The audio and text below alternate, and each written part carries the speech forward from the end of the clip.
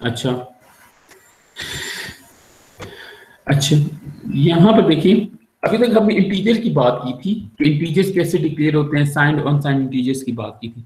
लेकिन अभी तक हमने इस डिक्लेरेशन की बात की कि फॉर एग्जांपल मैं किसी चीज को एज अ कैरेक्टर डिक्लेयर करता हूँ, मैं किसी चीज को एज अ कैरेक्टर डिक्लेयर करता हूँ, तो उसको डिक्लेयर करता हूँ तो कंप्यूटर के अंदर जाके कैरेक्टर कैसे सेव होता है। फॉर एग्जाम्पल चलें ऐसे कर लेते हैं कि जब आप सी प्लस प्लस में ये चीज लिखते हैं कि भाई हम लिखते हैं 4, for example A is equal to, ठीक है। अब यहाँ पर बेसिकली क्या होता है कि अगर आपको पता हो कि करेक्टर जो डिक्लेरेशन है ये बेसिकली 1 बाइट की डिक्लेरेशन है, ये आपके कंप्यूटर के अंदर 1 बाइट लेती है, और आपका जो ये ए है इसका एक बाइनरी बनता है जिसको हम कहते हैं एस्की।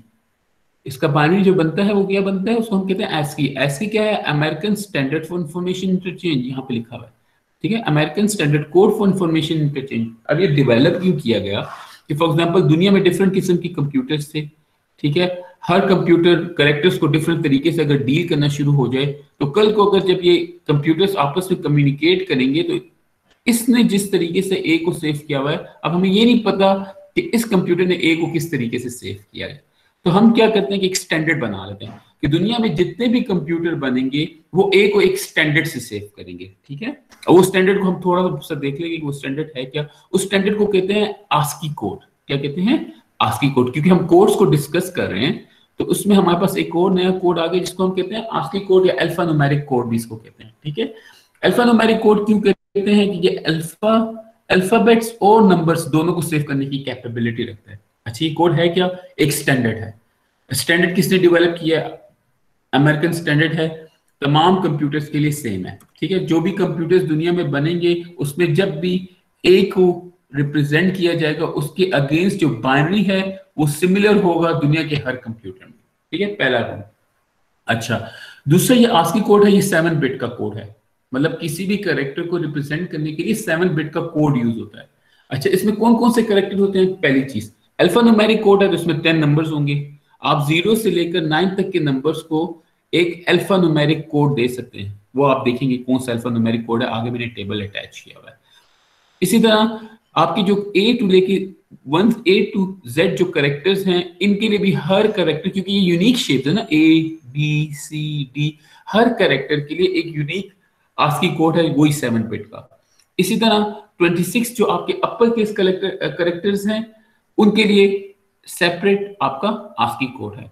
अच्छा, इसमें 32 कंट्रोल करेक्टर्स भी हैं। 32 कंट्रोल करेक्टर्स क्या कि फॉर एग्जांपल जब आप कोई टेक्स्ट लिख रहे होते हैं उसमें आप स्पेसेस डालते हैं, उसमें आप टैब स्पेस डालते हैं, कैरेज डालते हैं, एंटर करते हैं तो नेक्स्ट उसके ऊपर लाइन के ऊपर चला जाए तो उसको कैरेज रिटर्न करते हैं, कैरेज रिटर्न कहते हैं। इसी तरह आप उसकी पैराग्राफ स्पेसिंग करते हैं, पेज स्पेसिंग करते हैं। तो ये तमाम की तमाम इंफॉर्मेशन भी आपने उस टेक्स्ट के अंदर स्टोर, फॉर एग्जाम्पल आप एक टेक्स्ट एडिट कर रहे हैं तो आपने टेक्स्ट बनाया तो यहाँ पर आप टैब स्पेस छोड़ते हैं, तो इस टैब स्पेस में आपको visible control characters, visible characters नहीं है। ये जो ग्रुप ऑफ कैरेक्टर्स हैं ये आपके ग्राफिकल कैरेक्टर्स हैं, विजिबल कैरेक्टर्स हैं जिनको आप देख सकते हैं 0 से लेकर 9 तक A to Z, ठीक है। ये आपके ग्राफिकल कैरेक्टर्स हम क्या कहते हैं? ये हमारे ग्राफिकल कैरेक्टर्स हैं, ठीक है। जबकि ये जो है ये कंट्रोल कैरेक्टर्स हैं, ये विजिबल नहीं होते लेकिन ये कंट्रोल के लिए इस्तेमाल होते हैं। आगे आपकी बुक में थोड़ी सी डिटेल लिखी गई है कि कंट्रोल कैरेक्टर्स को फर्दरली किन हिस्सों में डिवाइड कर उसको थोड़ा सा हम डिस्कस कर लेंगे, ठीक है। अच्छा, जब आप फॉर एग्जांपल टेक्स्ट स्टार्ट करते हैं आप एक टैब स्पेस देते हैं तो ये जो टैब स्पेस है ये आपको विजिबल नहीं होती, लेकिन कंप्यूटर यहाँ पे इस टैब स्पेस के लिए एक आस्की कोड डालता है ताकि जो ही सिस्टम इसको रीड करे तो ऑटोमेटिकली टेक्स्ट को एक टैब देकर स्टार्ट करे, ठीक है। इसी तरह punctuation and symbols, for example आपका डॉलर साइन है, आपका परसेंटेज का साइन है, प्लस साइन है, माइनस साइन है, ये जो जब तमाम सिंबल्स हैं इनको भी रिप्रेजेंट करने के लिए 32 कैरेक्टर्स यूज होते हैं, ठीक है। जब आप इन सबको टोटल करें 32, 64 और 64 प्लस 10 ये आपके 74 हो गया, 74 प्लस 26 कर दें तो अगर आप टोटल करें तो ये आपके पास तकरीबन 127 कैरेक्टर्स बनते हैं। और इन 127 या 128 कैरेक्टर्स बनते हैं। इन 128 कैरेक्टर्स को रिप्रेजेंट करने के लिए 7 बिट का कोड रिक्वायर्ड है। बस यहाँ तक आपके लिए काफी है कि 7 बिट का कोड किसलिए रिक्वायर्ड है, क्योंकि हमारे पास 128 कैरेक्टर्स बनते हैं। अगर इन सबको मैं टोटल करूं तो हमें 7 बिट का कोड इनफ है एक आस्की टेबल बनाने के लिए। अब इसको देख लें, इनिशियल आस्की टेबल 7 बिट का था, लेकिन बाद में इसको एक्सटेंड कर कर 8 बिट का आस्की टेबल बना दिया गया। ठीक है, 8 बिट का आस्की टेबल बनाने की जरूरत क्या है, क्योंकि कंप्यूटर आपका 8 बिट रिप्रेजेंटेशन या 8 बिट मैनिपुलेशन, आपके जो इनिशियल प्रोसेसर्स बने थे वो 8 बिट को 8 बिट से प्रोसेस कर सकते थे, इसलिए इनिशियल आस्की को 8 बिट का बना दिया गया। अच्छा, वो जो एक एक्स्ट्रा बिट डाली गई उसमें इन्होंने क्या किया कि उन्होंने इसमें एक्सटेंडेड कोड्स डाल दिए, जैसे आपके बाकी लैंग्वेजेस के कैरेक्टर्स थे, कुछ ग्रीक लैंग्वेज के कैरेक्टर थे या और लैंग्वेजेस की जो बेसिक कैरेक्टर्स थे उनको इनकॉर्पोरेट किया गया एक्सटेंडेड आस्की में। इसके अलावा एक और कोड भी होता है जिसको हम यूनिकोड कहते हैं, जो कि 16 बिट का कोड है। उसमें दुनिया में जितनी भी लैंग्वेजेस हैं उनके जितने भी कैरेक्टर्स हैं वो तमाम के तमाम कवर होते हैं। ठीक है, फिलहाल ये हमारे टॉपिक नहीं है तो हम इसकी डिटेल में भी नहीं जाएंगे, ना हम इसको डिस्कस करें, बस थोड़ा सा मैंने आपको ओवरव्यू से दे दिया कोई कहे। ठीक है, अच्छा, आस्की कोड में मैंने जो आपको कहा था, आस्की कोड में कुछ कंट्रोल कैरेक्टर्स होते हैं। ठीक है, कंट्रोल कैरेक्टर्स में आपके को उन्होंने इसको 3 कैटेगरीज में डिवाइड किया। एक फॉर्मेट अफेक्टर है जो फॉर्मेट से रिलेटेड है, जब आप टेक्स्ट को फॉर्मेट कर रहे होते हैं तो उसके लिए जो इस्तेमाल किया जा सकता है, जिसमें एक हॉरिजॉन्टल टैब, फॉर एग्जांपल आप थोड़ी सी स्पेस देते हैं, कैरेज रिटर्न जब आप एंटर करते हैं और आपका नेक्स्ट लाइन पे आ जाता है। ठीक है, इसके अलावा इंफॉर्मेशन सेपरेटर्स हैं कि कहां पर आपका पैराग्राफ स्टार्ट हो रहा है, कहां पर आपका पैराग्राफ फिनिश हो रहा है, कहां पे पेज स्टार्ट हो रहा है, कहां पे पेज फिनिश हो रहा है। इसी तरह अगर आप फाइल्स की बात करें, जैसे आपने कहा होगा, जैसे आपके स्पूलर्स होते हैं जिनके ऊपर फाइल स्टोर होती हैं, कहां उसमें रिकॉर्ड कहां से शुरू हो रहा है, रिकॉर्ड कहां पे खत्म हो रहा है, उसमें फाइल कहां से शुरू हो रही है, फाइल कहां पे खत्म हो रही है, ये बेसिकली यूज होते हैं, इनके आस्की कैरेक्टर्स यूज होते हैं, ये आपके कंट्रोल कैरेक्टर्स हैं आस्की टेबल के। इसी तरह कुछ कम्युनिकेशन के लिए यूज होते हैं, फॉर एग्जांपल आप कम्युनिकेट करें, डेटा कम्युनिकेट करें या इंफॉर्मेशन कम्युनिकेट करें, तो अगर डेटा कम्युनिकेट करें तो स्टार्ट ऑफ टेक्स्ट और एंड ऑफ टेक्स्ट, जो ही डेटा स्टार्ट हुआ डेटा और फिर जहां पे डेटा फिनिश हुआ, तो इस तरह की इंफॉर्मेशन आस्की इनके आस्की कोड अटैच होते हैं।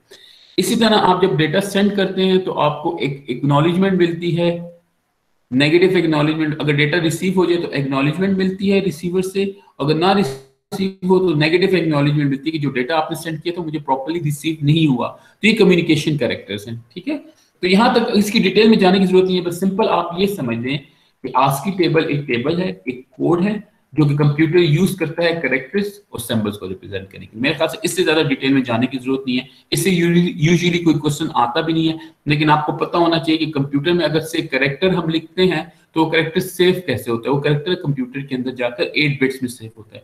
यहाँ पे मैंने एक आस्की टेबल स्नैप करके डाला हुआ है, ये फ्लॉयड का आस्की टेबल है। यहाँ पे देखिए ये इसका नेम है, क्या फंक्शनैलिटी है, ये उसका डेसिमल है। ठीक है, ये उसका बाइनरी है और ये उसका हेक्सा है। इसी तरह देखिए ये स्पेस भी एक कैरेक्टर है, दो के विजिबल नहीं है। ठीक है, ये उसका डेसिमल है, ये उसका बाइनरी है। इसी तरह ये तमाम के तमाम आपके विजिबल कैरेक्टर्स हैं, ये 0 से लेकर 9 तक, कुछ आपके और सिंबल्स A से लेकर Z तक। तो ये तमाम का तमाम आपका आस्की कैरेक्टर है। जब आप कंप्यूटर में M लिखते हैं तो कंप्यूटर M की बजाय इसका ये बाइनरी जाकर कंप्यूटर के अंदर सेव करता है। और जब आप इसको अपने किसी मशीन कोड के ऊपर या मशीन के ऊपर देखें तो आपको इसका ये कोड 4D शो करेगा M की बजाय। ठीक है, तो बस ये बेसिकली आस्की कोड है, क्योंकि हम डिफरेंट कोड्स पढ़ रहे हैं कंप्यूटर में कौन कोड से कोड्स यूज होते हैं, तो इसमें एक कोड आस्की कोड भी है। ठीक है, ये आस्की कोड का कंट्रोल का टेबल है। ठीक है, ये एक्सटेंडेड आस्की है, इसमें कुछ ग्राफिकल कैरेक्टर्स हैं जो डिजाइनिंग के लिए यूज होते हैं। मैंने आपको कहा नहीं था आस्की 7 बिट का कोड है, फिर उसमें इनिशियली कुछ बाद में और कैरेक्टर्स डाल दी गई जो कि देखिए 128 से शुरू होते हैं 255 तक जाते हैं, उनको हम एक्सटेंडेड आस्की कहते हैं। तो ये आपका एक्सटेंडेड आस्की का टेबल है। ठीक है, अच्छा यहाँ पे किसी का कोई इश्यू हो तो बता दें, किसी का आस्की टेबल से कोई क्वेश्चन हो तो आप काइंडली पूछ सकते हैं। मीटिंग रिकॉर्ड हो रही है, किसी का कोई क्वेश्चन हो? कोई क्वेश्चन नहीं है, क्लियर है सबको? ठीक है, चलिए जी सर। नेगेटिव नंबर्स किस तरह रिप्रेजेंट होंगे बच्चे? नेगेटिव नंबर तो मेरी बात सुनो बच्चे, आस्की टेबल है ना, आस्की टेबल सिर्फ नंबर्स को रिप्रेजेंट करता है। फॉर एग्जांपल आपने कोई टेक्स्ट लिखा हुआ है, ऐसे कर लेते हैं कि फॉर एग्जांपल मैं इसको यहाँ पे इरेज कर लेता हूँ। फॉर एग्जांपल आपने कोई टेक्स्ट लिखा हुआ है कि भाई से सलार ठीक है, ID 5434, ये बात समझ आती है, ठीक है। अब ये फॉर एग्जांपल कोई टेक्स्ट डॉक्यूमेंट है, ठीक है, ये कोई टेक्स्ट डॉक्यूमेंट जो कंप्यूटर इसको क्या कैसे सेव करेगा कि यहाँ पे सलाह का ASCII डालेगा, ठीक है, यहाँ पे A का ASCII डालेगा, यहाँ पे L का ASCII डालेगा, यहाँ पे I का ASCII डालेगा, यहाँ पे D का ASCII डालेगा, यहाँ पे स्पेस का ASCII डालेगा, यहाँ पे 5 का ASCII, यहाँ पे 4 का ASCII, यहाँ पे 3 का ASCII। अब मैं टेक्स्ट की बात कर रहा हूँ, फॉर एग्जाम्पल जब देखिए आपका डेटाबेस है, यूनिवर्सिटी का डेटाबेस है ना, उसमें जो आपका आईडी है जो भी है I5434 फॉर एग्जाम्पल, तो ये आईडी कैसे सेव होता है, ये इसका ASCII, इसका ASCII, इसका ASCII, इसका ASCII, इसका ASCII सेपरेट करके सेव होते हैं, ऐसे कैरेक्टर सेव होते हैं। मेरी बात समझ आ गई? जो आप नेगेटिव नंबर की बात करो ना, जो आप नेगेटिव नंबर की बात करो उसके लिए हमारे पास डिक्लेरेशन इंट यूज होती थी। मेरी बात समझ आ गई? और नेगेटिव नंबर, अच्छा अगर आप करेक्टर्स में किसी नेगेटिव नंबर को सेव करना चाहते हो, फॉर एग्जांपल आपने लिखा कि भाई कोई आप डॉक्यूमेंट है, एक्सेल शीट है, उसमें आपने लिखा result is equal to -355, for example -535 result ये आया, तो माइनस का अपना ASCII करेक्टर है ना बच्चे। अगर आप बोर्ड देखो ASCII टेबल में तो माइनस का भी एक ASCII होगा। यहाँ पे देखो ये 126 जो नजर आ रहा है, मेरे ख्याल से यही माइनस का ASCII है, या एक मिनट, नहीं ये माइनस का नहीं, ये अंडरकोल, ये देखिए ये वाला 45 को देखिए, ये 45 जो है ये माइनस का ASCII है ना। तो अगर आपने -535 लिखना है तो यहाँ पर -535, तो माइनस का ASCII डालें जो कि 45 बनता है। बाइनरी में अगर आप करें तो जो भी बनती है वैल्यू, इसी तरह 5 का ASCII, फिर 3 का ASCII, फिर 5 का ASCII, तो वो माइनस नंबर कैसे रिप्रेजेंट कर देगा? टेक्सचुअल है ना, टेक्स्ट कैरेक्टर्स को रिप्रेजेंट करने के लिए वो ASCII यूज करता है। यस समझ गया, थैंक यू। ठीक है, किसी का कोई और क्वेश्चन तो आप काइंडली पूछ लें। इसी से कंटिन्यू करते हैं, इसी से एक रिलेटेड छोटा सा और टॉपिक है एरर डिटेक्शन। अगर याद हो कंप्यूटर को में हमने जब इनिशियल इंट्रो लिया था तो मैंने आपको बहुत फोकस किया था कि जी कंप्यूटर बहुत रिलायबल चीज है और स्टोरी जो ट्रांसमिशन करते हैं और एरर फ्री होता है। हमने ये कहा था कि डिजिटल मशीन्स में एरर्स नहीं होते और साथ ये एरर डिटेक्शन जो कि हम यहाँ पे बात कर रहे हैं और करेक्शन दोनों करते हैं। हमने कहा था डिजिटल मशीन्स जो हैं जी वो बड़ी रिलायबल होती हैं, पहली बात ये थी। फिर हमने कहा था क्यों रिलायबल होती है, क्योंकि उसके अंदर एक मैकेनिज्म होता है एरर डिटेक्शन का और एरर करेक्शन का। एक तो एरर को डिटेक्ट कर सकते हैं और एरर को करेक्ट कर सकते हैं। एरर जो करेक्शन है उसके कुछ प्रोटोकॉल्स हैं, कुछ तरीके हैं कि उसके कुछ मेथड्स हैं और एरर डिटेक्शन की भी कुछ मेथड्स हैं। पहले हम एरर डिटेक्शन को देख लेते हैं, ठीक है, कि एरर को डिटेक्ट करने का एक सिंपल मेथड कैसे बन सकता है। ठीक है, यहाँ पर जो हम एरर डिटेक्शन की जो दो मेथड यूज करेंगे वो इवन पैरिटी और ऑड पैरिटी। ठीक है, अब है क्या इवन पैरिटी और ऑड पैरिटी? हम करेंगे क्या कि फॉर एग्जांपल ये आपका ए का ASCII है 1 0 0 0 0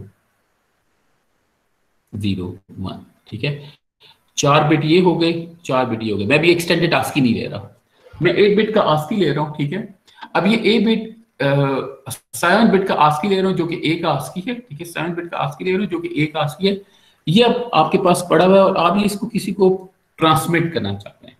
ठीक है, या आप किसी को ओवर द नेटवर्क ट्रांसमिट करना चाहते हो। यहाँ पर आपका रिसीवर है, ये आपका ट्रांसमीटर है।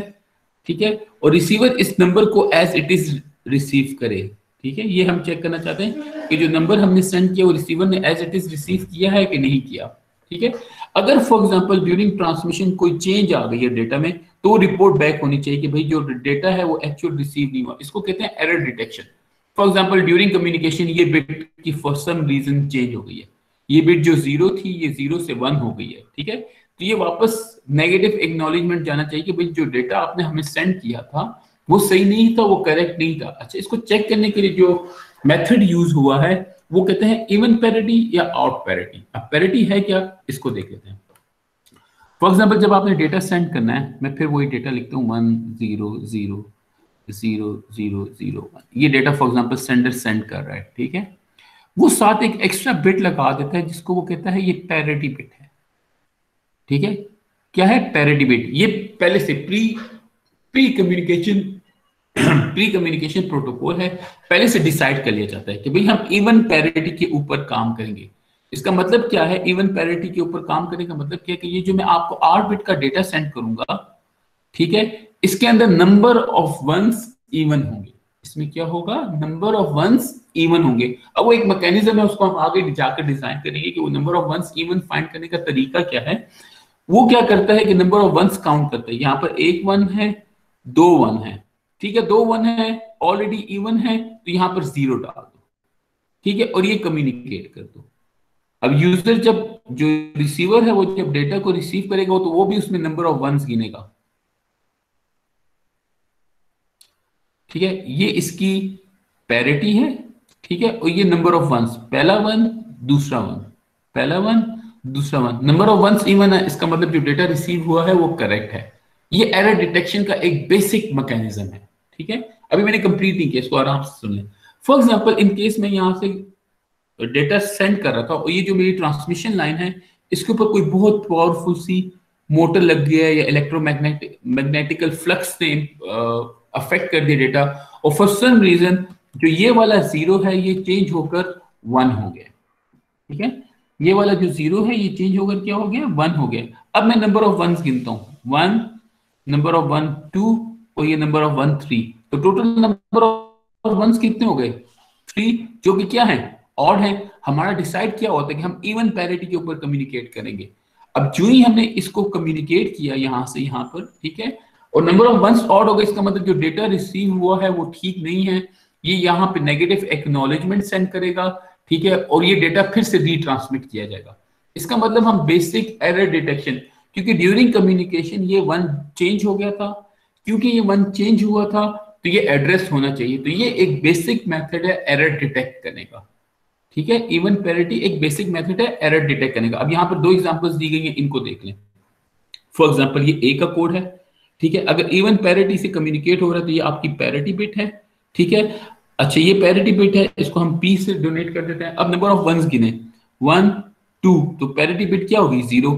अगर अब नेक्स्ट देख लें, ये आपका टी का कोड है, ठीक है, ये आपका क्या है, टी का कोड है। इसमें नंबर ऑफ वंस गिने 1 2 3 वंस है, तो इसको ऑड बनाने के लिए जो आपकी पैरिटी बिट है हम यहाँ पर भी 1 डाल देते हैं। अब टोटल नंबर ऑफ वंस गिने 1 2 3 4, क्या है, इवन है। तो जब आप इसको कम्युनिकेट करेंगे, अगर इसमें एक बिट चेंज हो जाए, फॉर एग्जांपल कम्युनिकेशन के दरमियान ये 1 चेंज हो जाए, तो इसका मतलब अब नंबर ऑफ वंस कितने हो जाएंगे, ऑड हो जाएंगे, ये 5th वाला 1 हो जाएगा। इसका मतलब ये जो डेटा रिसीव हुआ है ये गलत है, ये फिर से रिक्वेस्ट करेगा ताकि ये चीज वापस ट्रांसमिट हो जाए। किसी को कोई क्वेश्चन है तो, इवन पैरिटी में कोई क्वेश्चन है तो आप पूछ लें। सिंपल हम क्या करें, कोई नंबर ऑफ बिट्स का डेटा है, फॉर एग्जांपल मैं इसको मजीद सिंपल कर लेता हूं। फॉर एग्जांपल हमारे पास ये नंबर ऑफ बिट्स का डेटा है, ठीक है, इसमें हम एक बिट और एक्स्ट्रा रख देंगे पैरिटी की, ठीक है, और ये पैरिटी की बिट ये बताएगी अगर हम इवन पैरिटी पे काम करें तो नंबर ऑफ वंस इवन होने चाहिए। तो यहाँ पर 1, पहला 1 दूसरा 1, ठीक है, फर्स्ट 1 सेकंड 1, तो थर्ड 1 नहीं, हमें ऑलरेडी इवन है तो हम यहाँ पे 0 डाल देंगे पैरिटी बिट में, तो ये हमारी इवन पैरिटी बन गई, ठीक है। जब हम इसको कम्युनिकेट करेंगे तो रिसीवर एंड पे भी यही डेटा जाना चाहिए। अगर एक बिट चेंज हो गई है तो नंबर ऑफ वंस क्या हो जाएंगे, ऑड हो जाएंगे, इसका मतलब हम इवन पैरिटी को फॉलो, इवन डेटा नहीं है, नंबर ऑफ वंस इवन नहीं है, तो डेटा गलत हो गया। तो आप फिर से उसको रिक्वेस्ट कर देंगे कि भाई हमें रीसेंड करें, ये जो डेटा आपने सेंड किया था ये प्रॉपर्ली रिसीव नहीं हुआ। कोई ऐसा स्टूडेंट है जिसको इवन पैरिटी में कोई क्वेश्चन हो तो काइंडली आप पूछ लो। सर इसमें एक से ज्यादा बिट चेंज नहीं हो सकती? अच्छा नाफे, मैं अभी उसी साइड पे जा रहा हूँ। अभी मैंने कहा ना कि एक बिट का चेंज, ये जो हम एरर डिटेक्शन का जो ये मेथड पढ़ रहे हैं ना इवन पैरिटी वाला, ये 1 बिट के चेंज को अकोमोडेट करता है। क्या करता है, 1 बिट चेंज। अगर इन केस 1 बिट का चेंज आ जाए तो ये उसको एड्रेस कर सकता है, लेकिन अगर 1 से ज्यादा बिट का चेंज आए तो ये उधर ये सिस्टम फेल हो जाता है, ये फिर काम नहीं करता। ये इवन नंबर ऑफ चेंज को, बल्कि मुझे 1 बिट का चेंज नहीं कहना चाहिए, इवन नंबर ऑफ बिट के चेंज को ये एड्रेस करता है। एक बिट चेंज हो गई, ठीक है, आपने इसमें सॉरी इवन कह रहा हूं, ऑड नंबर ऑफ बिट्स को, एक बिट चेंज हो गई, आपकी 2 बिट्स चेंज हो गई, इसी तरह रुके एक मिनट में कंफर्म कर लूं। 1 बिट चेंज को इंडिकेट करता है, अगर 3 बिट्स चेंज हो तो तब भी ये इंडिकेट करेगा एरर को, मतलब नंबर ऑफ बिट्स अगर और चेंज हो तो ये उसको एड्रेस करेगा, लेकिन अगर number of bits even change हो तो ये उसको एड्रेस नहीं करता। तो ये जो आपका ये वाला एरर डिटेक्शन का मेथड मैंने कहा ना, मैंने आपको शुरू में ये बात की थी कि ये बहुत बेसिक एरर डिटेक्शन का मेथड है। It's a very basic error detection method, बड़ा सिंपल, बड़ा बेसिक। ये सर आपकी सिंगल बिट के चेंज को या ऑड बिट के चेंज को एड्रेस करता है। एड्रेस क्या करता है, खाली आपको बता देता है, आपको रिट्रांसमिट डेटा करना पड़ेगा वैसे भी, ठीक है। तो ये आपके ऑड बिट के चेंज को एड्रेस करता है, इवन बिट के चेंज को एड्रेस नहीं करता। या वन से ज्यादा बिट्स चेंज हो जाए तो फिर ये थोड़ा सा मसला करता है, ठीक है। किसी सर और का कोई क्वेश्चन? सर मेरा क्वेश्चन है।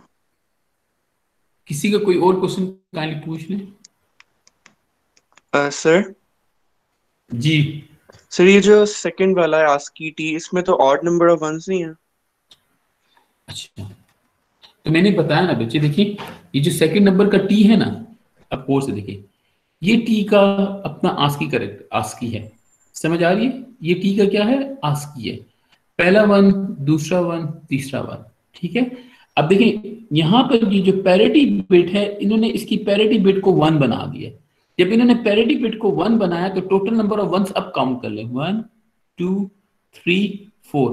अब टोटल नंबर ऑफ वंस क्या हो गए, इवन हो गए, तो इसलिए हम इसको इवन पैरिटी कह रहे हैं। देखिए ये टी का एक्चुअल है, ये टी का आस्की है, ये इसकी पैरिटी बिट है। हमने पहले गिना कि कितने वंस हैं, 1 2 3, 3 वंस हैं, तो इसको इवन बनाने के लिए हमें एक और वन पैरिटी में डालना पड़ेगा, ठीक है। अब अगर ए की बात करें तो ए में देखें 2 वन है, ठीक है, 2 वन है, तो पैरिटी के अंदर हमने क्या डाल दिया, 0 डाल दिया। बल्कि मैं आपको इधर ले जाता हूँ, यहाँ पर चले जाए, देखें अब वो देखें, मैं कोई भी करेक्टर ले लेता हूँ, जी है फॉर एग्जाम्पल, ये जी है, कितने बिट का कोड है, 7 बिट का कोड है, ठीक है। ये एच का बना रहा हूं, ये एच है, 7 बिट का कोड है, ठीक है। इसमें अगर मैं ये पैरिटी बिट ले लूं तो मैं पहले वंस गिनूंगा, पहला वन, दूसरा वन, ऑलरेडी इवन है, मैं इवन पैरिटी पे काम करूं, यहाँ पे मैं 0 डालूंगा, ठीक है। अब नेक्स्ट देख लें, अगर मैं से इसको करता हूं एम का कोड, ये एम का 7 बिट का कोड है, हमने एक पैरिटी डिसाइड करनी है। अगर हम इवन पैरिटी पे काम कर रहे हैं, हम नंबर ऑफ वंस गिनेंगे, 1 2 3 4। नंबर ऑफ वंस कितने हैं, 4 है, तो यहां पर हम क्या डालेंगे, 0 डालेंगे। चले मैं इधर चला जाता हूं इस वाले पर।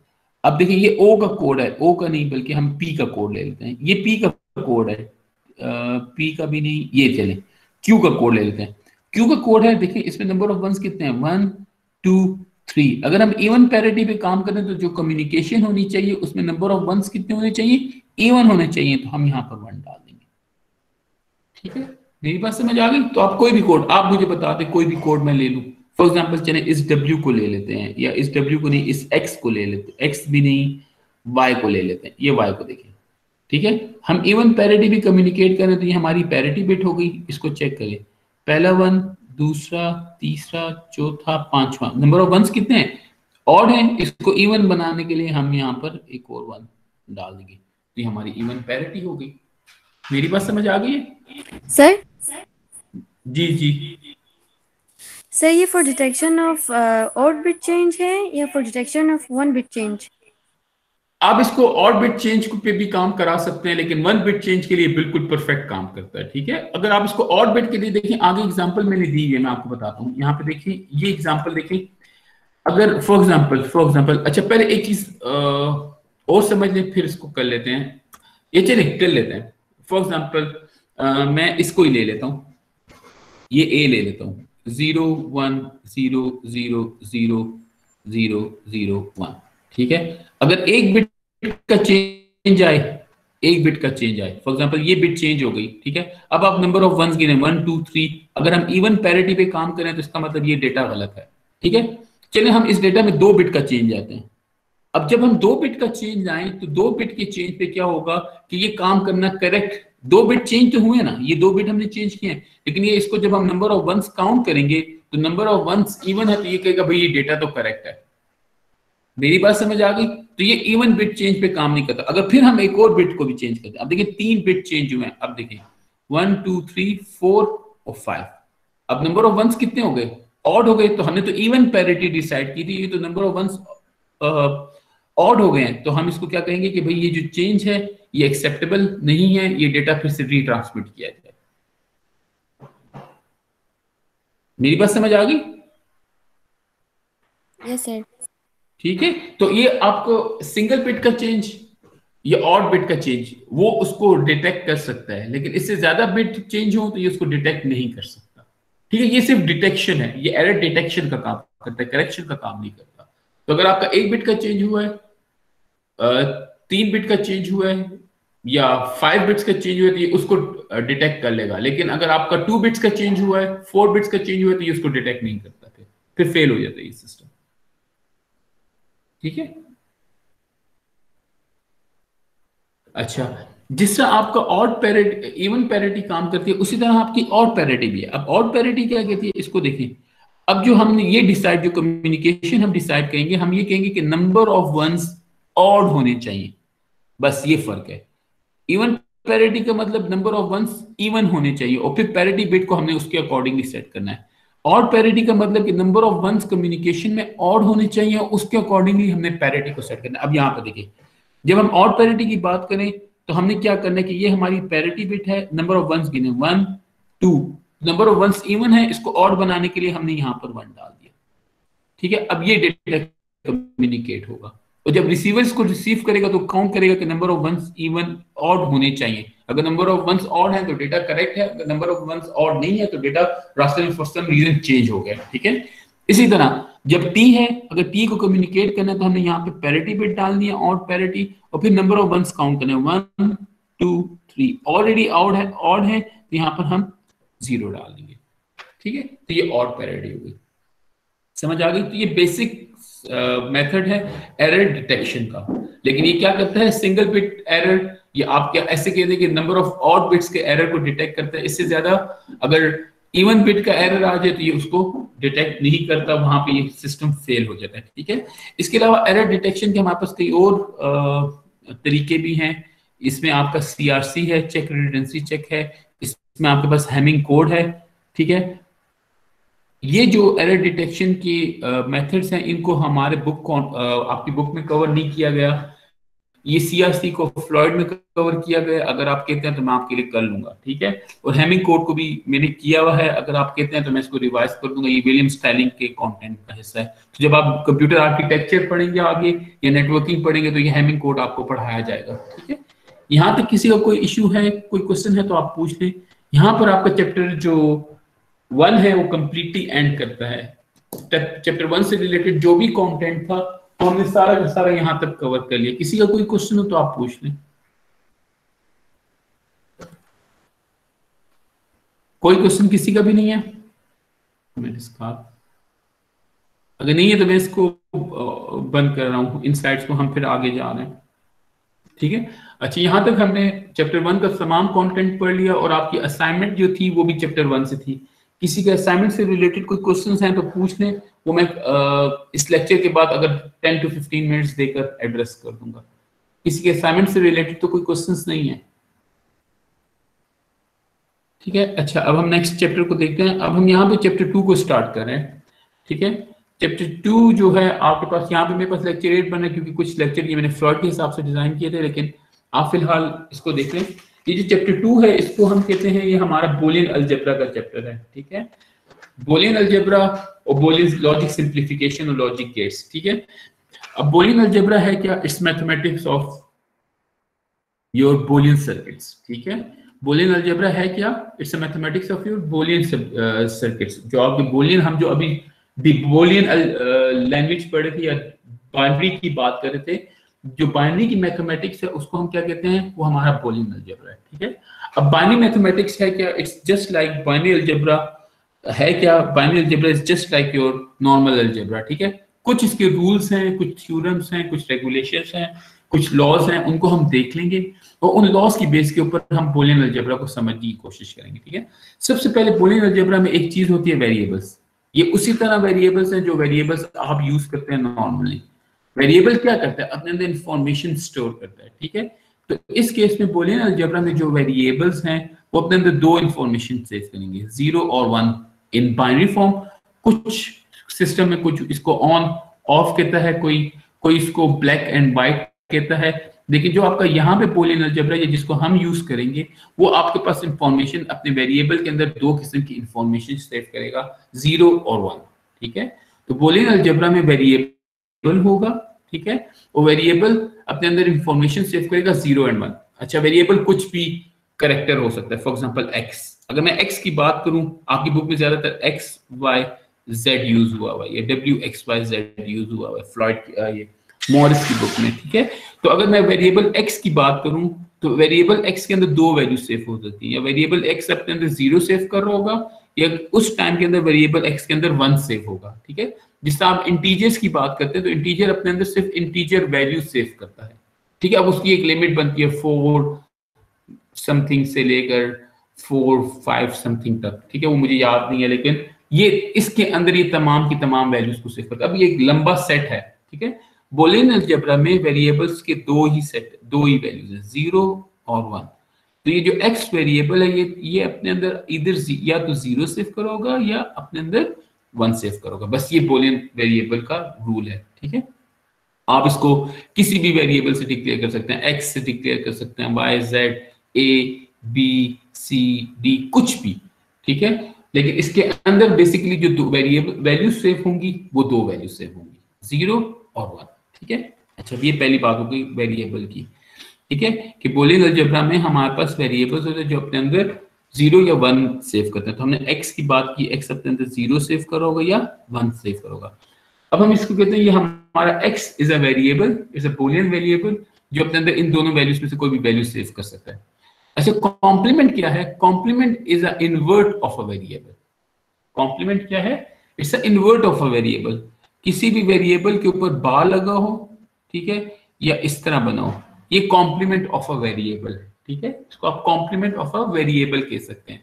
अब फॉर एग्जांपल x की वैल्यू 0 है तो कॉम्प्लीमेंट के अंदर उसकी वैल्यू क्या होगी? 1 होगी। अगर x की वैल्यू 1 है तो उसकी कॉम्प्लीमेंट के अंदर उसकी वैल्यू क्या होगी? 0 होगी।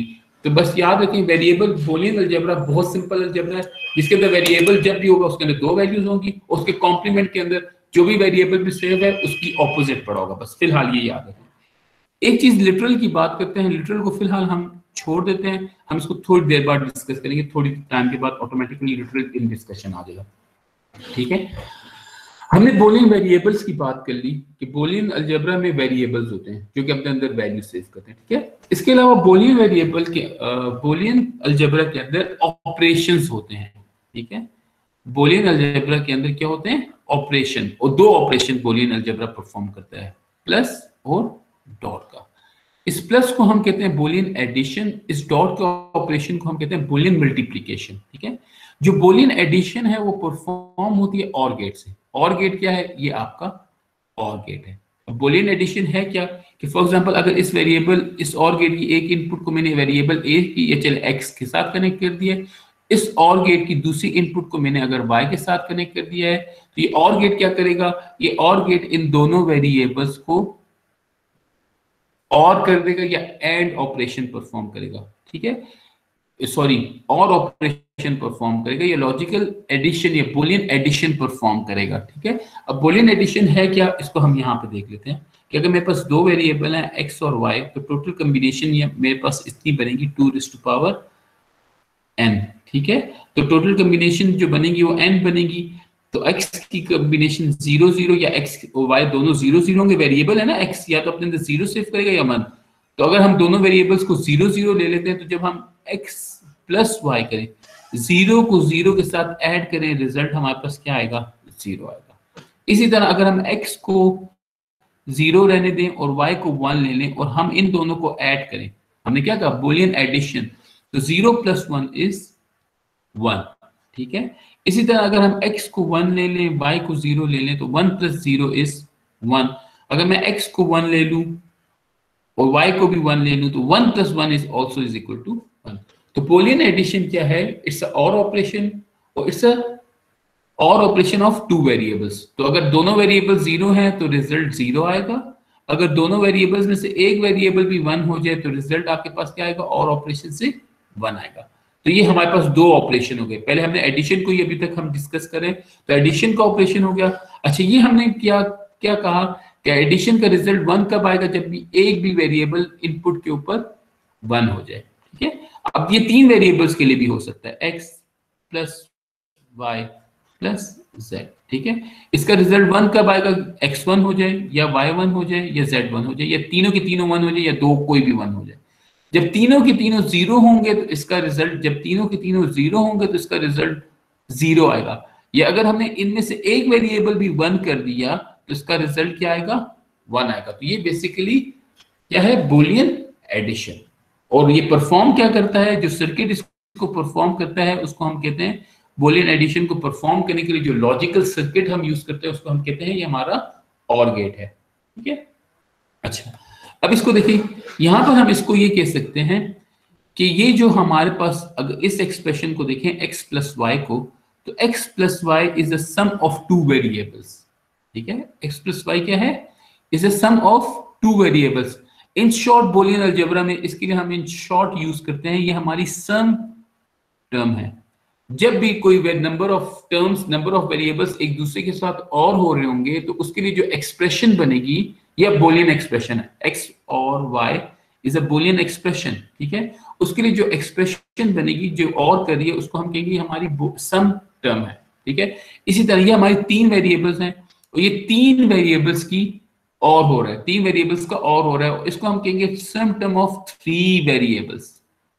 मेरी बात समझ आ गई, ठीक है। इसको हम क्या कहेंगे, सम टर्म ऑफ 3 वेरिएबल्स। अब मैं सबको इरेज करता हूं, यहां पर देखिए सम टर्म क्या है, कोई भी और ऑपरेशन हो। अब फॉर एग्जांपल इसको देखिए, ये भी हमारे पास एक सम टर्म है। अब ये क्या कर रहा है कि sum term of variable a complement plus sum term of variable, sorry, a complement और b कॉम्प्लीमेंट और c, या तो इसको मैं इस तरह पढ़ूं ना, a कॉम्प्लीमेंट और b कॉम्प्लीमेंट और c, ठीक है। एक तरीका इसको पढ़ने का ये है। दूसरा तरीका इसको पढ़ने का ये है कि आप इसको कह दें कि it's a sum term of 3 literals. For example variable, या देखिए आप इसको ऐसे कहते हैं, चलो मैं इसको ऐसे एक्सप्लेन करता हूं, इसको मैं हटा देता हूं यहाँ पे, x प्लस वाई, ठीक है। इसको हम कहेंगे sum term of variable x and y। ये बात समझ आती है। अगर मैं इसको इस तरह लिख दूं, x प्लस वाई कॉम्प्लीमेंट, इसको मैं कहूंगा कि sum term of x plus Y complement, variable x sum of या और of variable x plus Y complement, ठीक है।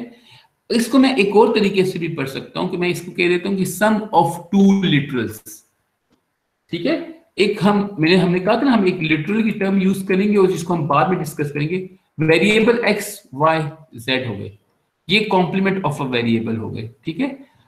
वेरिएबल, ये कॉम्प्लीमेंट ऑफ अ वेरिएबल को हम लिटरल भी बोल सकते हैं, ठीक है। वेरिएबल, ये कॉम्प्लीमेंट ऑफ अ वेरिएबल को हम लिटरल भी बोल सकते हैं। तो यहां पर हम ये कह सकते हैं कि it's sum of 2 variables, it's sum of variable with a complement of a variable, ठीक है। या इसको हम ये कहते हैं इट्स सम ऑफ 2 लिटरल्स। इसको भी हम ये इसी शॉर्ट फॉर्म में यूज कर सकते हैं, इट्स सम ऑफ 2 लिटरल्स। और इससे मजीद अगर इसकी हम शॉर्ट फॉर्म बनाना चाहते हैं तो उसको हम सिंपल ये कह देते हैं, ये बोथ आर सम टर्म्स। अगर आप इसको भी ले लें तो ये भी एक सम टर्म है। लेकिन अगर आप इसको के हम अगर उस फॉर्मेट में बात करें वेरिएबल और कॉम्प्लीमेंट ऑफ अ वेरिएबल, तो it's a sum term of a complement, b complement and c। और हम इसको ऐसे कह सकते हैं it's a sum of 3 literals a b c। बस आप इसको इस तरीके से, तो लिटरल का मतलब वो कॉम्प्लीमेंट भी हो सकता है और वेरिएबल इटसेल्फ भी हो सकता है। यहां तक किसी का कोई क्वेश्चन है तो आप पूछ लें। तो हमने बूलियन अलजेब्रा के स्टार्ट किया। हमने कहा बूलियन अलजेब्रा में क्या है, हमारे पास बेसिकली बूलियन अलजेब्रा में 2 चीजें हैं, वेरिएबल है और ऑपरेटर है। वेरिएबल की हमने बात करी, ऑपरेटर में हमने सम ऑपरेटर या और ऑपरेटर की बात करी, एडिशन के ऑपरेटर की बात करी। इसमें फिर एक और ऑपरेटर है मल्टीप्लिकेशन का ऑपरेटर, ठीक है। ये आपका बूलियन मल्टीप्लिकेशन का ऑपरेटर क्या है, डॉट ऑपरेटर, या कुछ जगहों पे ये डॉट भी यूज नहीं करते। For example a dot b या x डॉट y। तो ये हम क्या कर रहे हैं, लॉजिकल ऑपरेशन कर रहे हैं मल्टीप्लिकेशन का, बूलियन मल्टीप्लिकेशन का। बूलियन मल्टीप्लिकेशन होती क्या है कि अगर हम 2 वेरिएबल ले लें, उसी तरह हमारे पास कॉम्बिनेशन बनती है 0 1 1 0 1 1।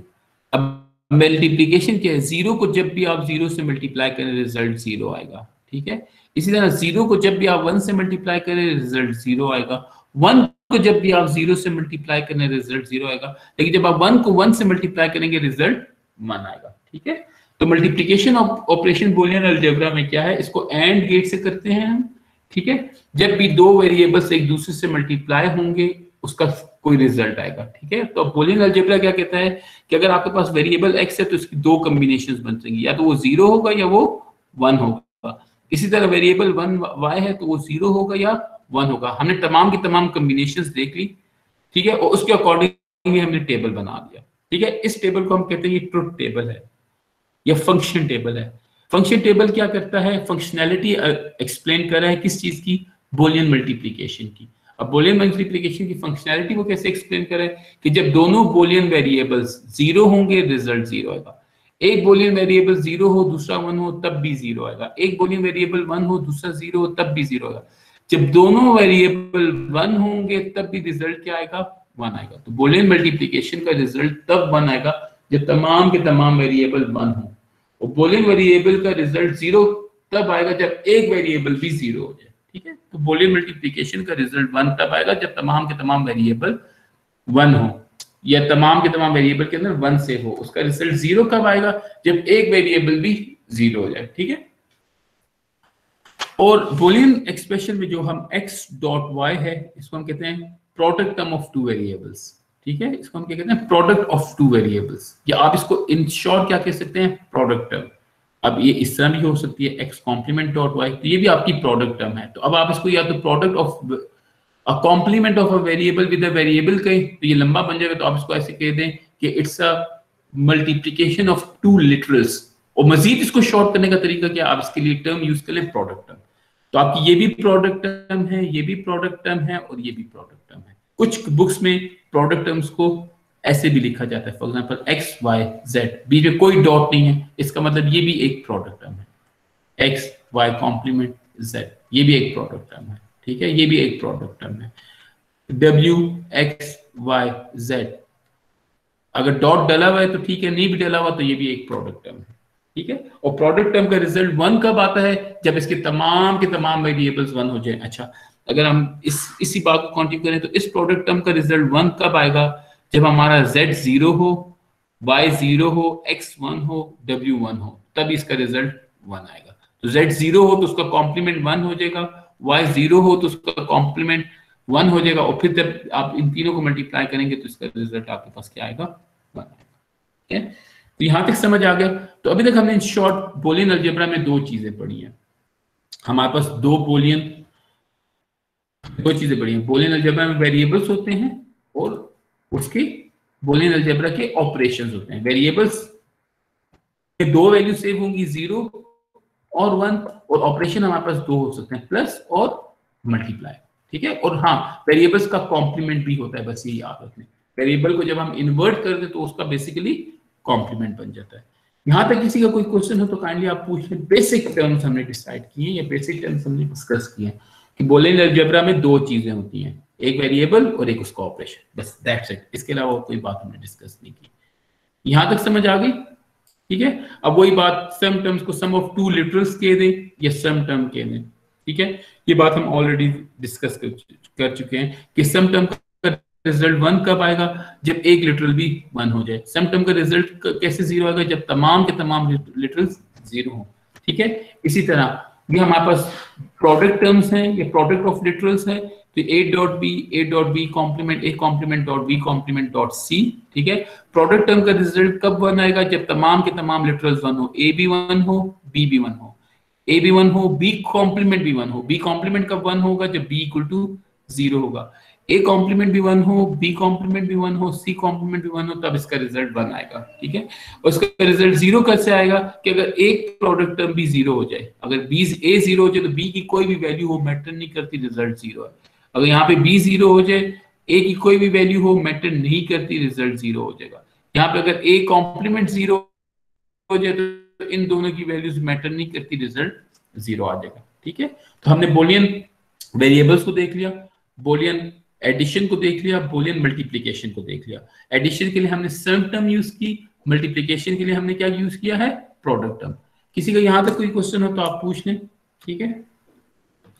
कोई क्वेश्चन है तो पूछ लें, नहीं है? अच्छा, अब हम असल मकसद की तरफ आते हैं। अब हमने पढ़ना क्या है कि हमने बुलियन अलजेब्रा की मैथमेटिक्स पढ़नी है, ठीक है। बुलियन अलजेब्रा के कुछ रूल्स हैं, लॉज हैं, थ्योरम्स हैं, ठीक है। हम बुलियन अलजेब्रा पढ़ते क्यों हैं? बुलियन अलजेब्रा को चले मैं आपको बता देता हूँ। बुलियन अलजेब्रा हम पढ़ते हैं सिंप्लीफिकेशन ऑफ सर्किट के लिए,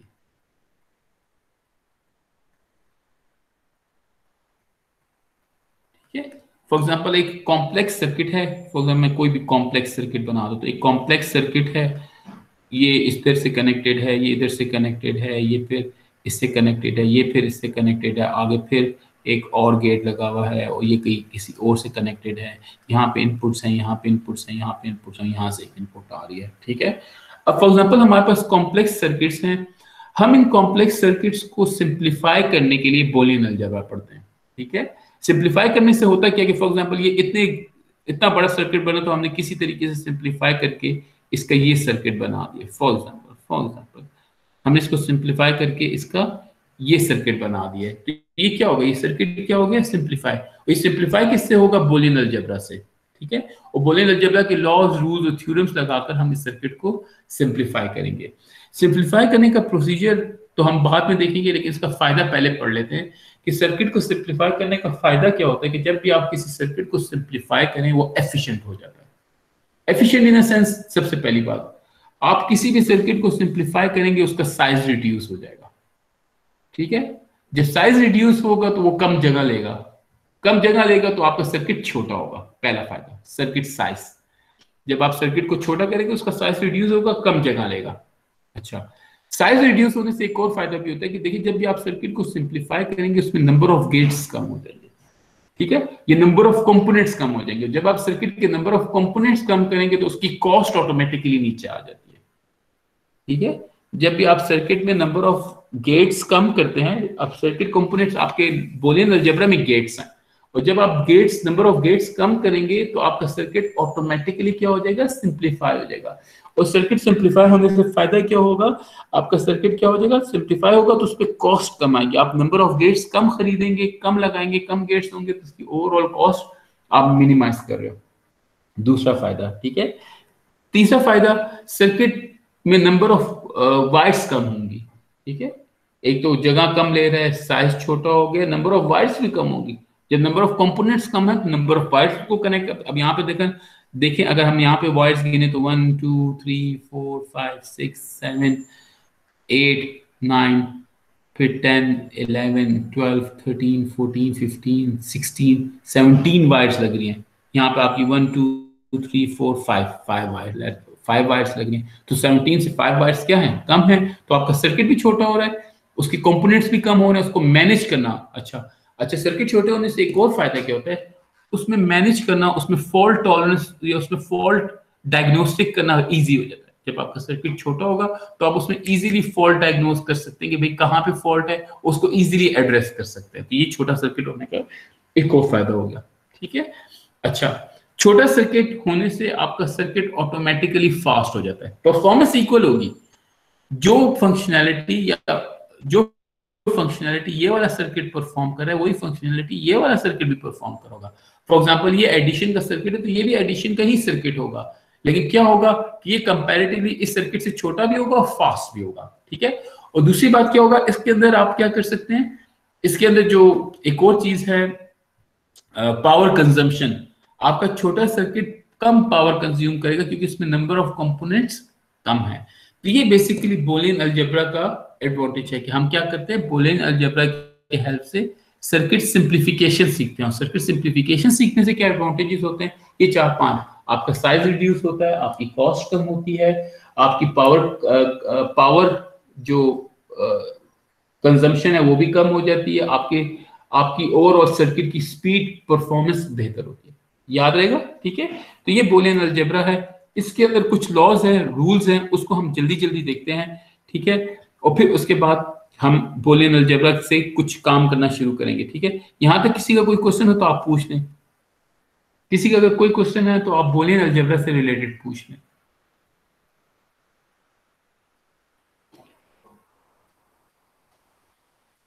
तारिक कोई क्वेश्चन, अब्दुल्ला तारिक कोई क्वेश्चन है बच्चे आपका? No sir. अच्छा बताएं, बुलियन अलजेब्रा का क्या फायदा है?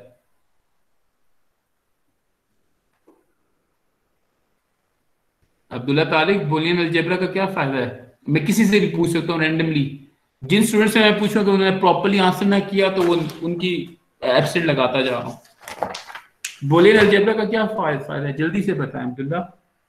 सर आप काफी शॉर्ट होता है वो, लाइक आप आराम से कोई भी प्रॉब्लम सॉल्व कर सकते हैं नहीं, मैंने तो ऐसी कोई सिर्फ बात नहीं वेरिएबल्स की। यूज करके, नहीं, और वो मैंने इतना ऐसी कोई लेंथी नहीं होता। बात मैंने ऐसी कोई बात नहीं की।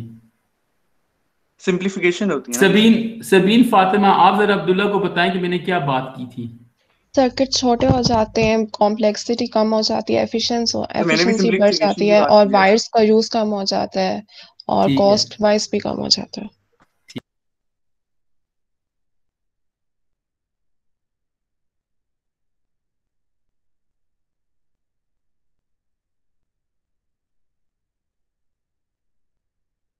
थैंक यू बच्चे, थैंक यू जिन्होंने आंसर किया है। शहीर शहीर अब्दुल्ला, क्या फायदा है बच्चे सर्किट सिंप्लीफिकेशन का? ये बोलिए सिंपली। सर हम इससे वायर्स एक तो कम हो जाती हैं सर, से सर्किट की कम्प्लेक्सिटी कम हो जाती है सर। इसके अलावा सर सर हम जो से वेरिएबल्स यूज कर सकते हैं सर इसके लिए। और सर सर्किट को सर ठीक है, समझना ठीक है, इजी हो जाता काफी। है और पावर लेस हो जाती है सर। पावर कंजम्पशन कम हो जाती है, ठीक है। अदनान, आपका क्या ख्याल है? Adnan Adnan Khan 734, yes sir. Boolean algebra से करने का। सर एक तो सिंप्लिसिटी होती है सर वायर से, और सर कॉस्ट कम होती है और ठीक है, ओ, कम होती है। ठीक है। अच्छा, सम टर्म्स क्या होती हैं? Yes sir. सम टर्म क्या होती है? सब टर्म का पता नहीं। लेक्चर के शुरू में आप कहाँ पे थे? सम टर्म की जब हम जिक्र कर रहे थे, सम टर्म क्या होती है? अहमद जरा इनको बताओ, सम टर्म क्या होती है? अहमद अमजद, सर जैसे 00420। एक वेरिएबल होता है एक्स और वाई, लिटरल्स भी कहते हैं उन्हें सर। उन्हें हम सिंपल टर्म्स कह सकते हैं, एक्स वाई दो टर्म्स हैं, सम हो रही हैं या मल्टीप्लाई हो रही हैं। सम हो रही है तो उनको हम सम टर्म बोलेंगे, जब मल्टीप्लाई हो रही है तो उनको हम प्रोडक्ट टर्म बोलेंगे। जैसे A product. Dot B dot C is a product term, ठीक है। और A plus B plus C is a sum term, बस ये याद रखना है, ठीक है। Yes sir. अगर आप अभी सुनोगे तो आपको आसान होगा, वरना मैं इस पर असाइनमेंट मेरी रेडी है, मैं आपको असाइनमेंट दे दूंगा, फिर आपको बहुत मसले होने हैं, ठीक है। तो इसको अभी सुनो, ये बड़ा इंपॉर्टेंट टॉपिक है। अगर ये यहाँ पर नहीं समझा तो आगे आपका जितना भी डिजिटल लॉजिक है सारा इस टॉपिक के ऊपर डिपेंड करता है। अगर आप इसको नहीं समझोगे तो आगे आप इसको सॉर्ट नहीं कर सकते, ठीक है। सबसे रिक्वेस्ट है, काइंडली थोड़ी सी देर है, 10-15 मिनट है, जल्दी से गौर गौर से सुनने बस, ठीक है।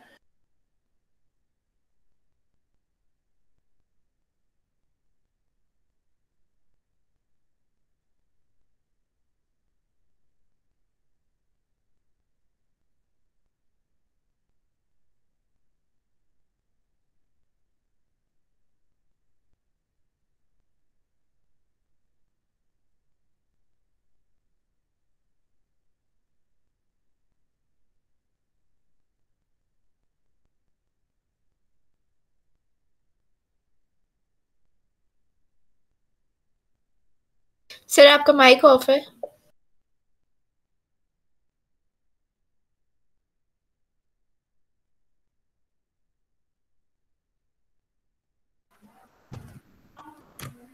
अच्छा जी, कम्यूटेटिव लॉ ऑफ एडिशन क्या कहता है, इसको देखें थोड़ा सा। सॉरी मेरा माइक ऑफ था। कम्यूटेटिव लॉ ऑफ एडिशन क्या कहता है कि a plus B B plus A. आप a को b के साथ ऐड करें या b को a के साथ ऐड करें, दोनों का रिजल्ट एक्चुअली सेम आएगा, ठीक है। इसको प्रूफ करने का तरीका क्या है कि आप इसका एक टेबल बना लें। आपकी बुक में वेरिएबल एक्स वाई यूज हुए हैं, आप a b यूज कर लें। तो जब a b वेरिएबल है, 4 कॉम्बिनेशंस बनेगी, 0 0 0 1 1 0 1 1, ठीक है। मैं 0 प्लस 0 करूं तब भी रिजल्ट 0 आता है, 0 प्लस 1 करूं रिजल्ट 1 आता है, 1 प्लस 0 करूं रिजल्ट 1 आता है, 1 प्लस 1 करूं रिजल्ट 1 आता है। ये मैं a प्लस b कर रहा था। या अगर मैं इसको b प्लस a कर दूं कि 0 को को 0 के साथ ऐड करूं तब भी 0, 1 को 0 के साथ ऐड करूं तब भी 1, 0 को 1 के साथ ऐड करूं 1, तो 1 को 1 के साथ ऐड करूं तब भी रिजल्ट 1।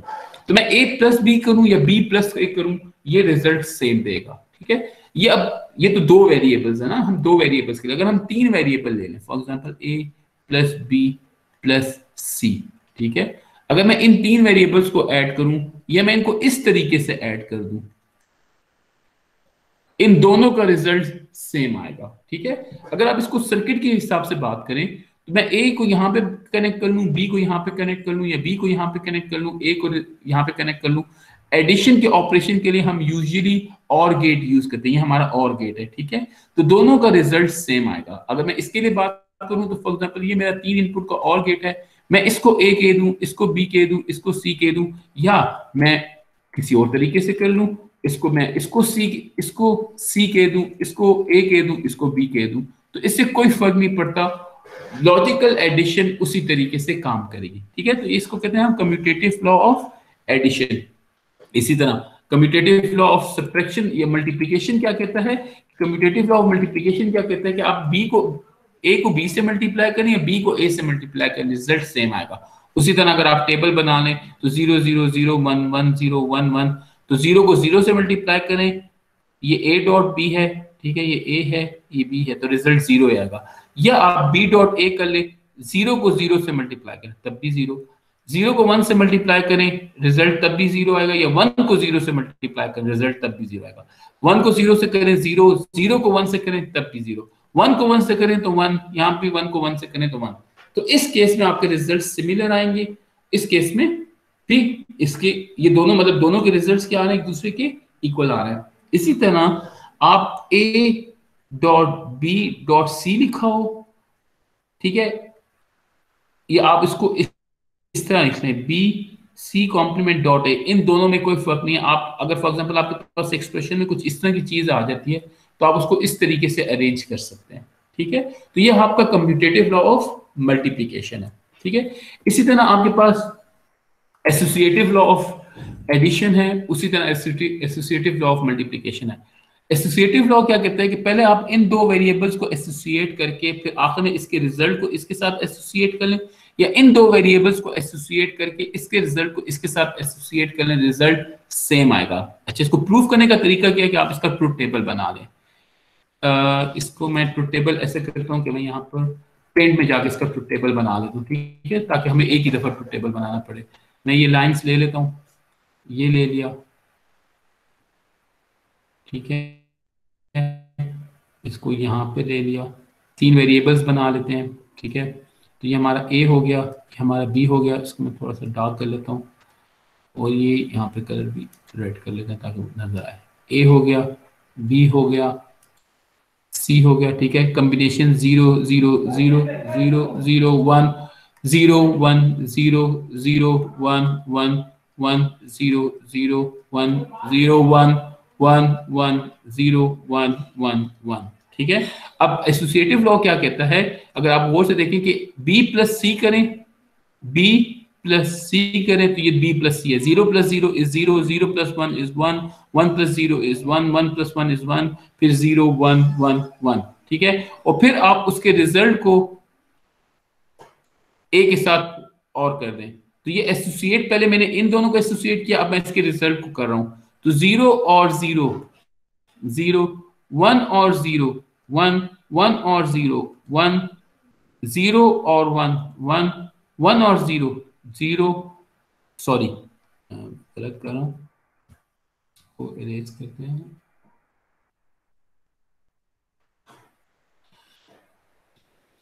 अब यहां पर हम करें 0 और 1 1, 1 और 1 1 1 1। ठीक है, अब ये कंप्लीट रिजल्ट आ गया। अगर हम इसके दूसरे पार्ट को देखें जिसमें एसोसिएशन थोड़ी सी डिफरेंट हुई है, उस एसोसिएशन को देखें, तो वो एसोसिएशन क्या कहती है कि हम a और b को एसोसिएट करें और फिर c के साथ। तो हम अगर इसको पेन सेलेक्ट कर लेते हैं, a और b करें, तो अब देखिए a और b, तो यहाँ पे 0 आ गया, 0 आ गया, फिर इन दोनों को जब हम करें 0 और 1 1, 0 और 1 1, फिर 1 और 0, 1 1 1 1, ठीक है। और फिर इस रिजल्ट को, ये जो सारा रिजल्ट आया इसको सी के साथ कर ले, तो ए और बी को सी के साथ और कर ले, तो 0 और 0 0 आ गया, 0 और 1 1 आ गया, फिर 1 और 0 1, अगर आगे आप देखें तमाम के तमाम 1 आएंगे। और इस रिजल्ट को जब आप इसके साथ कंपेयर करेंगे तो ये दोनों एक्चुअली एग्जैक्टली सेम है, ठीक है। तो एसोसिएटिव लॉ क्या कहता है कि आप पहले किसी भी दो वेरिएबल्स को एसोसिएट कर लें, ठीक है, उसके रिजल्ट के साथ फिर तीसरे को जब एसोसिएट करें तो वो इक्वल है ए प्लस बी और सी के। तो आप ये ब्रैकेट्स को रीअरेंज कर सकते हैं, हम आगे इसको कहीं भी जाकर यूज करेंगे। जिस तरह एसोसिएटिव लॉ ऑफ एडिशन है उसी तरह एसोसिएटिव लॉ ऑफ मल्टीप्लिकेशन भी है। पहले आप इन दो वेरिएबल को मल्टीप्लाई करें, फिर उसके रिजल्ट को इससे मल्टीप्लाई करें, या इन दो वेरिएबल को मल्टीप्लाई करके इसके साथ मल्टीप्लाई करें, इसका ओवरऑल रिजल्ट क्या आएगा, सेम आएगा। बस ये चीज याद रख लें, ठीक है। अगर आप कहते हो तो मैं इसको ट्रूथ टेबल से प्रूव कर देता हूँ, मतलब आप खुद ट्राई कर ले, सिंपल है। आपने सिंपल पहले बी डॉट सी को मल्टीप्लाई करना है, फिर उसका जो रिजल्ट है उसको ए के साथ मल्टीप्लाई करना है। अब इसका जो भी रिजल्ट आएगा उसको फिर यहाँ पे कंपेयर करने का तरीका है कि ए डॉट बी को मल्टीप्लाई करें, फिर उसका जो भी रिजल्ट आए उसको सी से मल्टीप्लाई कर लें, तो ये दोनों जो भी रिजल्ट आ रहे होंगे ये दोनों इक्विवेलेंट रिजल्ट होंगे, ठीक है। इसके बाद हम देखें, ये हमारे पास डिस्ट्रीब्यूटिव लॉ है, डिस्ट्रीब्यूट करना। अब डिस्ट्रीब्यूटिव लॉ क्या है कि मैं इस ए को इसके ऊपर और इसके ऊपर डिस्ट्रीब्यूट कर सकता हूं। अब यहां पर हमने सिंपल क्या किया, इस ए को इस बी से और इस ए को इस सी से मल्टीप्लाई कर दिया, ठीक है। अब अगर आप डिस्ट्रीब्यूटिव लॉ का एडवांटेज देखें तो आपको यहां पे ही अपैरेंट नजर आता है। देखिए जब मैं डिस्ट्रीब्यूटिव लॉ करके, अगर मैं, अच्छा पहली बात, इन दोनों का रिजल्ट इक्विवेलेंट रिजल्ट होगा। अच्छा, अब इसको प्रूफ करने का तरीका क्या है कि इसको हम फिर ट्रूथ टेबल से ही प्रूफ कर सकते हैं। इसको ट्रूथ टेबल से प्रूफ करूं कि नहीं छोड़ दूं? ट्रूथ टेबल से प्रूफ करने की जरूरत है कि नहीं छोड़ दूं?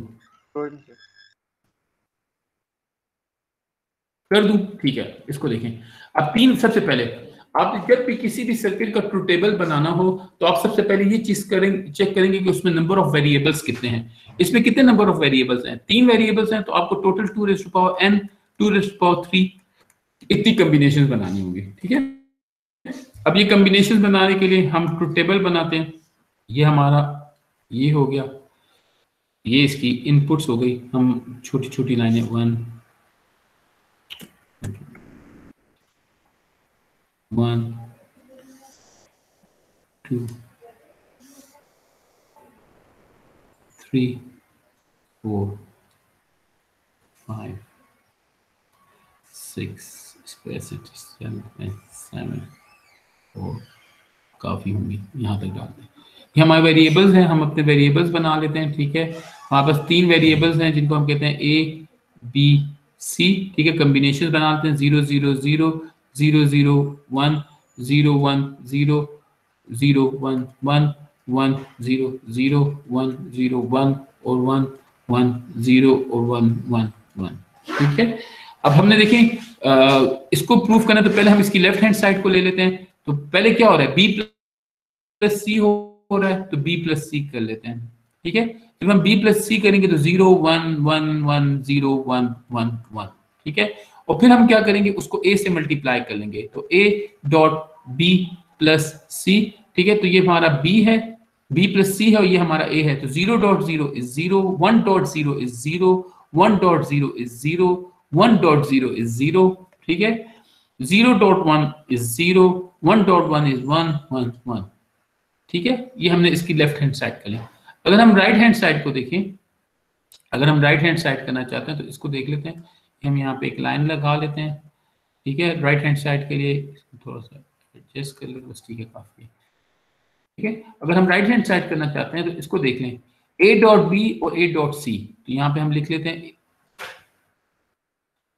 ए डॉट बी और ए डॉट सी, और यहाँ पर A dot B plus A dot C, ठीक है। यहाँ पे हम कुछ लाइन्स यहाँ पे लगा लेते हैं,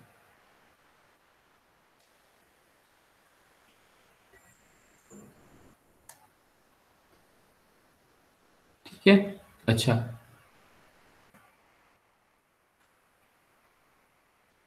अब इसको मल्टीप्लाई करते जाते हैं और फिर देखते हैं कि दोनों का रिजल्ट सेम आता है कि नहीं, ठीक है। यहाँ से पेन सेलेक्ट कर लेते हैं। अब a डॉट b करना है तो a dot b 0.0 is 0, 0.0 is 1, 0.1 is 0, 0.1 is 0, 1.0 is 0, 1.0 is 0, 1.1 is 1, 1.1 is 1। हम इन दोनों a डॉट b करते गए।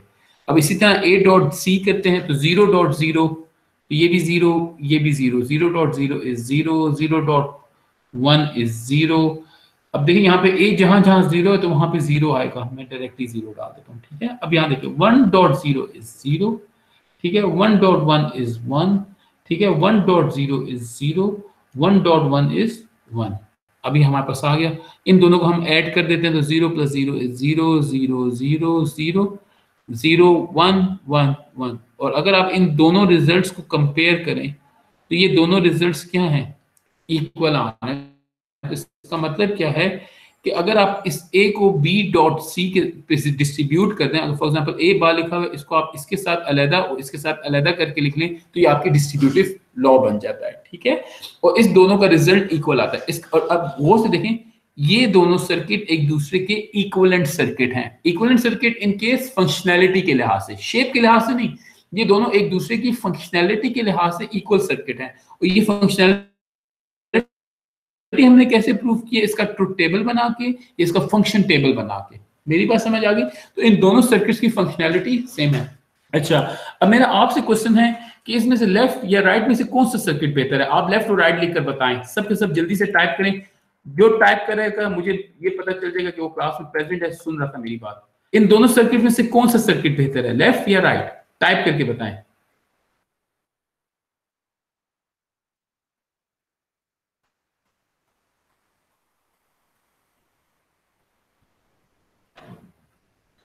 तहा क्यों लेफ्ट वाला बेहतर है? तहा लेफ्ट वाला सर्किट क्यों बेहतर है?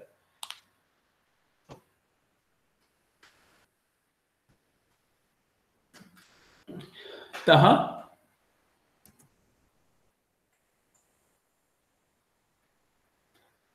तहा अतीक, आप बताएं लेफ्ट वाला सर्किट क्यों बेहतर है? आपने कह दिया लेफ्ट, ठीक है, मैं आपकी बात मान लेता हूं, लेकिन रीजन बता दें आपने क्यों कहा कि भाई लेफ्ट वाला सर्किट सर बेहतर है as compare to the right one? XOR gate है। क्या हुआ? XOR गेट है। XOR गेट है, इसमें तो और गेट है भाई। XOR तो और गेट तो इसमें भी है। XOR तो है ही नहीं, इसमें और गेट है, और गेट इसमें भी है। तो उस लिहाज से तो कोई बेहतरी ना हुई। दोनों में और गेट है, बेहतर कोई भी नहीं। उस लिहाज से कोई फर्क नहीं पड़ता कि दोनों में और गेट है या नहीं। Anyone else? एक मिनट, हुज़ैफा आप बताओ, आपने क्यों कहा लेफ्ट वाला बेहतर है? क्योंकि सब टाइप कर रहे थे तो आपने सोचा कि मैं भी यही लिख दूं। हुज़ैफा क्यों लेफ्ट वाला बेहतर है?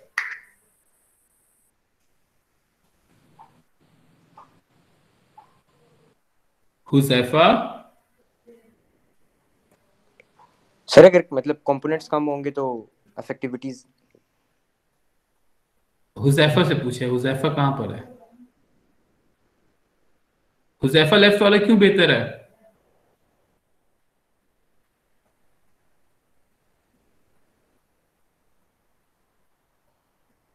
ईशा आप बता दें, लेफ्ट वाला क्यों बेहतर है? सर क्योंकि वो छोटा है, कंपोनेंट्स कम है उसमें।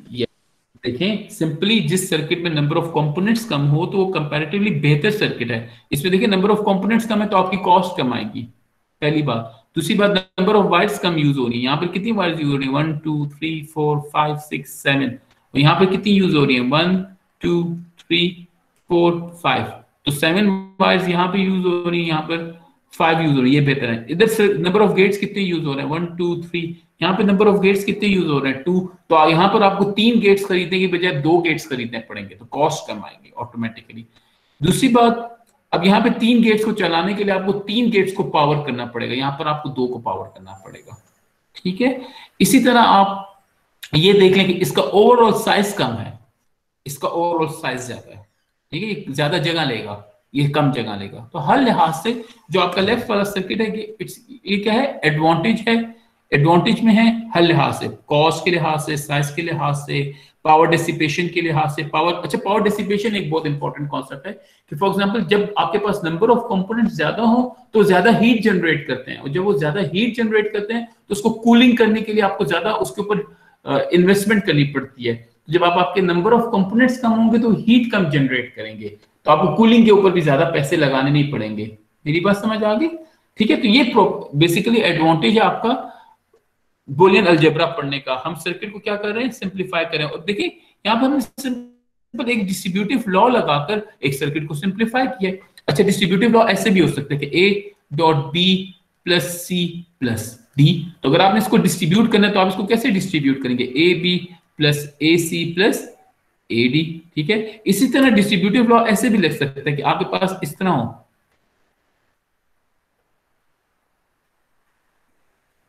ठीक है। अब ये ए डिस्ट्रीब्यूट हुआ है इन सब के साथ, तो अगर मैं इस ए को कॉमन निकालूं तो B plus C plus D, तो ये आपका डिस्ट्रीब्यूटिव लॉ इस तरीके से लिखते हैं। तो आपका सर्किट क्या होगा इससे ऑटोमेटिकली, अगर आप इस सर्किट को बनाएं तो ये सर्किट कॉम्प्लेक्स बनेगा, लेकिन अगर आप इस सर्किट को बनाएं तो ये सर्किट कंपैरेटिवली बहुत सिंपल बनेगा as compare to this one.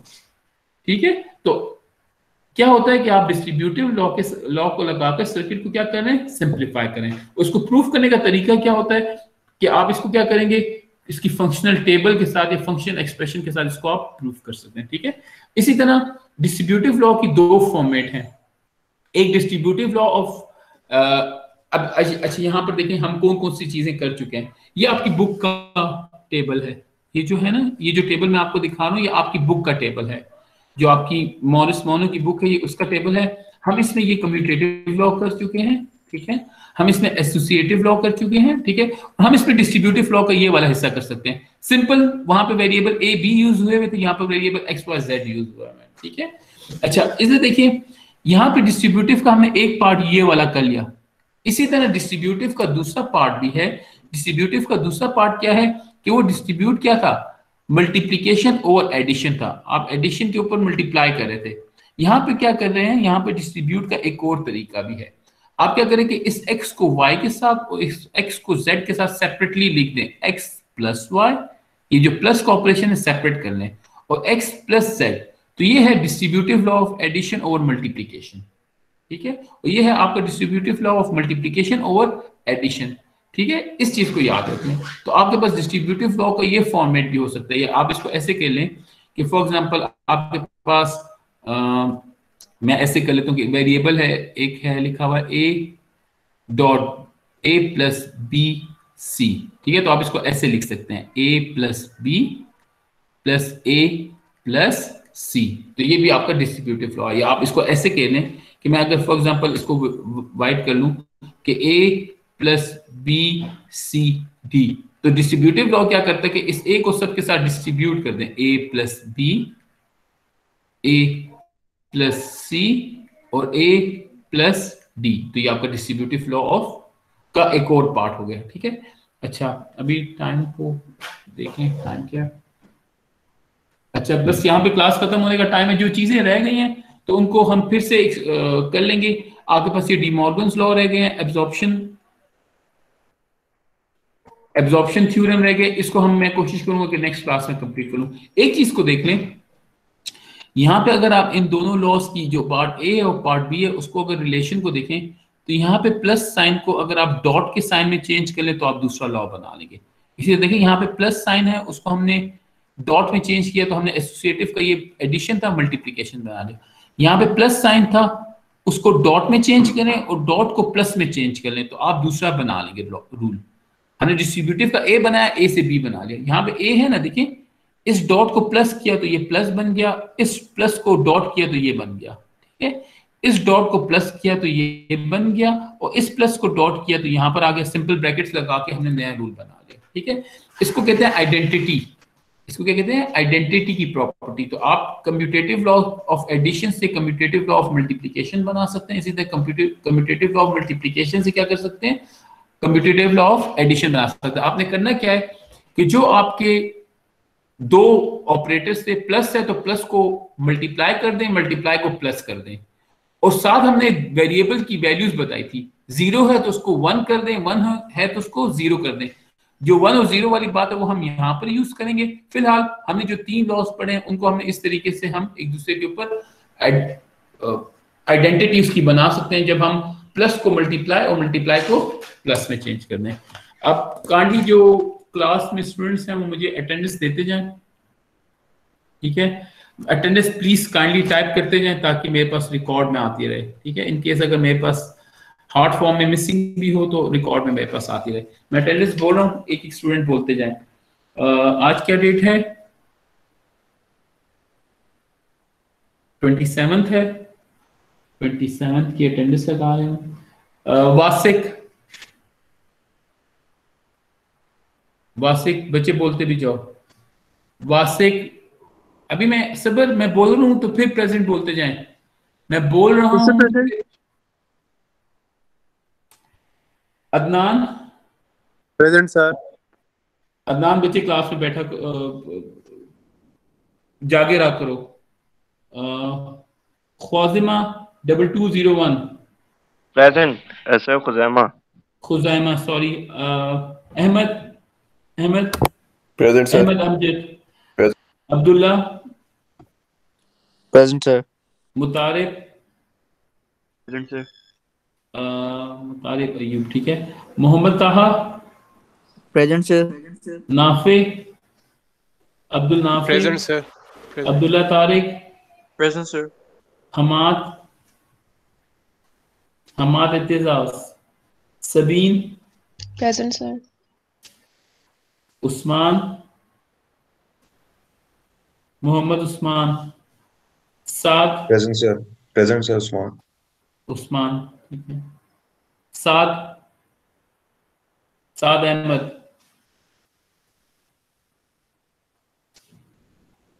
अमाद Nisa present sir. Saleem Present, Raza Huzaifa Saleem present है सर। अब्दुल्ला वकार sorry Ehsan present. Ehsan Bilal present. Jawad 633 Jawad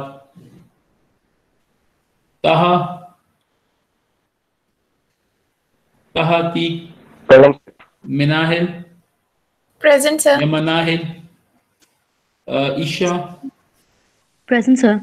Hanan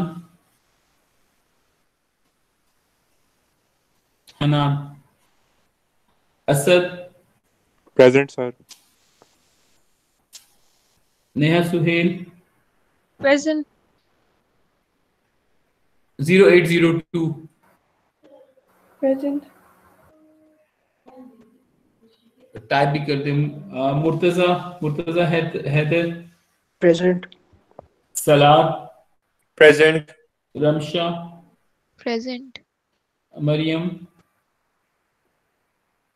Maryam Zulfiqar Mehan Present. Saad present. Ehsan present. Mohit Yamin Mohit हैं। Shahid present sir. Taha present sir. Qasim Present. 0766 और शुएब 0795 शुएब।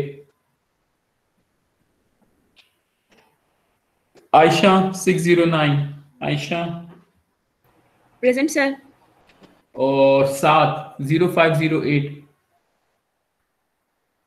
साद हैं कोई? साद 0508 प्रेजेंट सर। अच्छा, कोई ऐसे स्टूडेंट जिनकी अटेंडेंस मैंने बोली ना हो या रह गई हो किसी फॉर सम रीजन, कोई हैं? सर मेरी तो कंफर्म कर दें कि मेरी लग गई है। वासिक लगाई हुई बच्चे, मैंने आपकी सबसे पहले लगाई थी।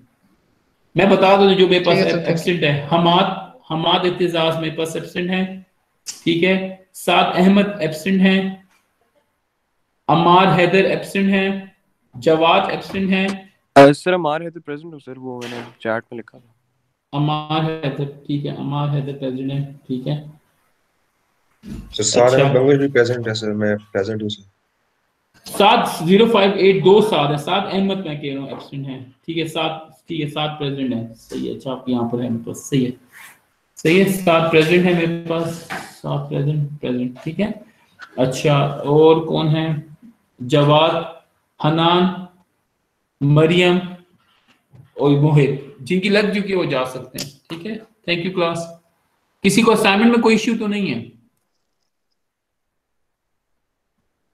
किसी को असाइनमेंट में इश्यू है तो डिस्कस कर लें, वरना आप जा सकते हैं।